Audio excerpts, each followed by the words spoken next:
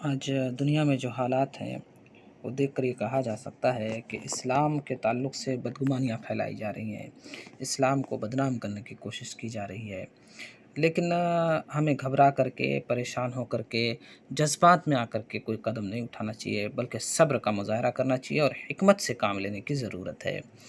अल्लाह रब्बुल आलमीन की हिकमत देखिए कि इस्लाम जब से आया तब से इसको मिटाने की कोशिश की जा रही है, उसे बदनाम करने की कोशिश की जा रही है, उसकी तालीमात पर नुक्ताचीनी की जा रही है, लेकिन फिर भी इस्लाम बढ़ता जा रहा है। किसी भी दौर में आप देखिए इस्लाम बढ़ता ही जा रहा है और यहाँ तक कि मशरिक़ और मग़रिब में भी फैल चुका इस्लाम, इस्लाम रुका नहीं। सच फरमाया अल्लाह रब्बुल आलमीन ने, युरीदून लियुत्फ़िउ नूरल्लाहि बिअफ़वाहिहिम, दुनिया के लोग ये चाहते हैं कि अल्लाह के नूर यानी दीन इस्लाम को अपने मुँहों के ज़रिए बुझा दें, मिटा दें।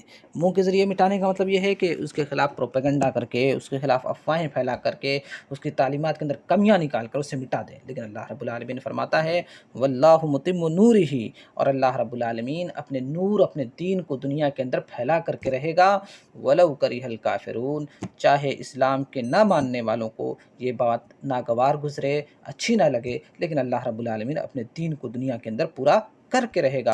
और हम देख रहे हैं कि इस्लाम बड़ी तेज़ी से दुनिया में